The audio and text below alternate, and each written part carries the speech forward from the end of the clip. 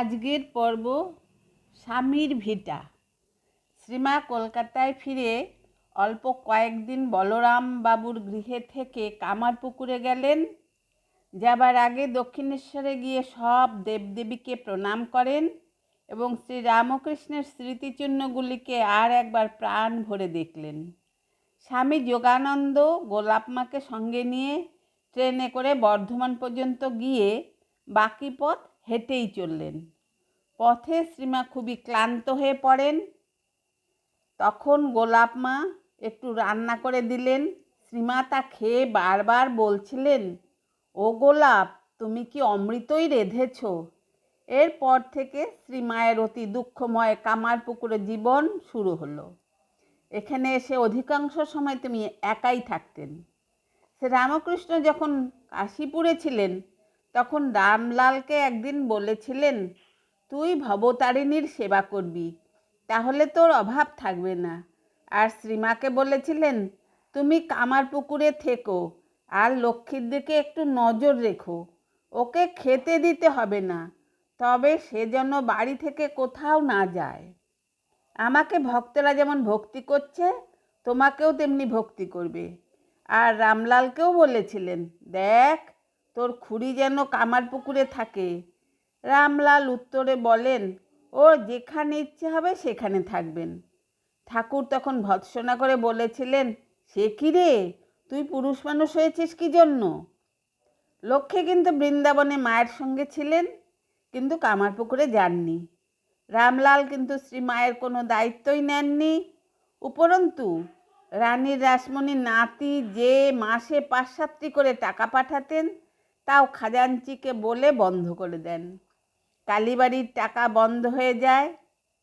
স্বামী বিবেকানন্দ ওই টাকা বন্ধ না করার জন্য অনুরোধ করেন, কিন্তু কোনো ফল হয়নি।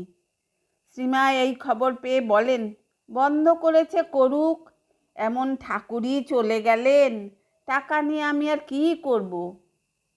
কামারপুকুরে শ্রীমায়ের জীবন শুধু একাই কাটাতে হতো নিঃসম্বল অবস্থায়।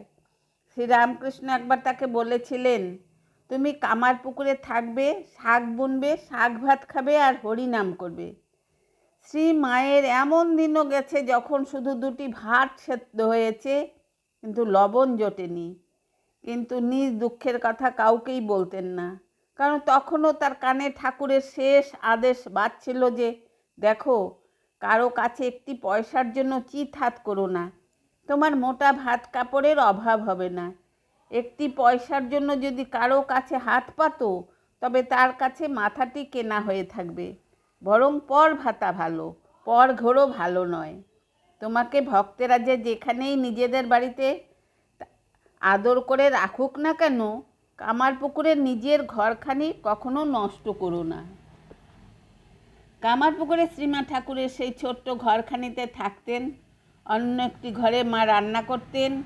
বাড়ির প্রবেশদ্বার ও রান্নাঘরের মাঝামাঝি ঢেকিশাল। এই ঢেকিশালেই ঠাকুরের জন্ম হয়েছিল। বাড়িতে শীতলা মা আর রঘুবীর আদি গৃহদেবতা।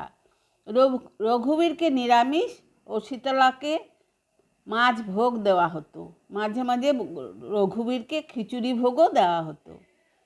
কামারপুকুরে চিরসীমন্তিনী শ্রীমায়ের বসনভূষণ বৈধব্যের চিহ্ন নেই দেখে গ্রামে সমালোচনাক্রমেই মুখর হয়ে উঠল। তাই তিনি হাতের বালাও খুলে ফেললেন। মায়ের সমস্যা হলো, এই গঙ্গা ছাড়া গ্রামে কি করে থাকবেন? তার চিরদিনই মা গঙ্গার প্রতি মনের টান ছিল, তাই তিনি একবার গঙ্গা স্নানে যাওয়ার কথা ভাবতে লাগলেন। এমন সময় একদিন দেখেন সামনের রাস্তা দিয়ে ঠাকুর আসছেন। তার পেছনে চলছেন শ্রীযুক্ত নরেন্দ্র, বাবুরাম, রাখাল প্রভৃতি ভক্তেরা। শ্রীমা আরও দেখলেন ঠাকুরের পাদপদ্ম থেকে জলের উৎস বের হয়ে তরঙ্গাকারে পুরো ভাগে সবেগে প্রবাহিত হচ্ছে। তিনি ভাবলেন, দেখছি ইনিই তো সব, এর পাদপদ্ম থেকেই তো গঙ্গা। তাই তিনি অনেক জবা ফুল ছিঁড়ে এসে সেই গঙ্গায় পুষ্পাঞ্জলি দিতে লাগলেন। তখন ঠাকুর তাকে বললেন, তুমি হাতের বালা ফেলো না। বৈষ্ণবতন্ত্র জানো তো? শ্রীমা বললেন, বৈষ্ণবতন্ত্র কি? আমি তো কিছুই জানি নে। ঠাকুর বললেন, আজ বিকেলে গৌরমণি আসবে, তার কাছে শুনবে। সেই দিনই বিকেলে গৌরীমা আসেন। তিনি বৈষ্ণব শাস্ত্র থেকে শ্রীমাকে বোঝালেন যে তার বৈধব্য অসম্ভব, কারণ তার স্বামী চিন্ময় স্বামী। তাছাড়া তিনি লক্ষ্মী, তিনি ভূষণ ত্যাগ করলে জগৎ লক্ষ্মীহীন হবে। পরে যখন যোগিনমা কামারপুকুরে আসেন তখন শ্রীমা এই ঘটনা বলেছিলেন। তিনি বলেন, ওই অশ্বত্থ গাছের গোড়ায় ঠাকুর তখন দাঁড়িয়েছিলেন। শেষে দেখলুম ঠাকুর নরেনের দেহে মিলিয়ে গেলেন। এখানকার ধুলি খাও, প্রণাম করো। তখন থেকে শ্রীমায়ের মন থেকে লোকনিন্দার ভয় মুছে যায়। তিনি আবার বালা এবং সরু লালপাড় কাপড় পরতে আরম্ভ করেন। শেষ দিন পর্যন্ত এভাবেই কাটিয়েছেন। কিন্তু মেয়েদের জটলা থামে না। এ কথা ক্রমে শ্রীযুক্ত ধর্মদাস লাহার বাল বিধবা কন্যা প্রসন্নময়ীর নিকট পৌঁছায়। তখন তিনি দু হাত কপালে ঠেকিয়ে বললেন, গদাই, গদাইয়ের বউ, এরা দেবাংশী। এ কথা শোনার পর থেকে গ্রামের মেয়েরা একদম থেমে গেলেন।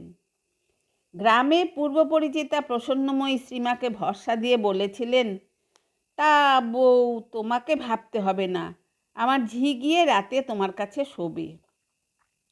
শ্রীমাকে একা দেখলে ধনী কামরানির বোন শঙ্করীও মাঝে মাঝে মায়ের বাড়িতে রাতে শুতে আসতেন এবং তাদের এক ভাই নানা কাজে মাকে সাহায্য করতেন। প্রসন্নময়ী সবসময় খোঁজ খবর নিতেন। প্রসন্নময়ী খুব ভক্তিমতী এবং দেব দ্বিজ অতিথি পরায়ণা ছিলেন। দুজনে মিলে অনেকক্ষণ সময় কাটাতেন। এই সময় শ্রীমা নিজেকে খুবই বিপন্ন মনে করতেন। শতচ্ছিন্ন বস্ত্রে গাঁট দিয়ে এবং কোদাল হাতে মাটি কুপিয়ে ও শাক বুনে তিনি দিন কাটাবেন, এটাই ভেবেছিলেন। কিন্তু ঠাকুরের দর্শনের ফলে ভয় অনেকটা কেটে যায়। শ্রীমা নিজে বলেছেন, তারপর ঠাকুরের দেখা পেতে লাগলুম। তখন সে ভয় ক্রমে দূর হলো। একদিন ঠাকুর দর্শন দিয়ে বললেন, খিচুড়ি খাওয়াও। মা ভাবলেন রঘুবীরই আর এক রূপে শ্রীরামকৃষ্ণ, তাই খিচুড়ি রেঁধে রঘুবীরকে ভোগ দিলেন। পরে বসে ভাবে ঠাকুরকে খাওয়াতে লাগলেন। আজ এই পর্যন্তই। আপনারা সবাই আমার নমস্কার জানবেন, ভালো থাকবেন, সুস্থ থাকবেন।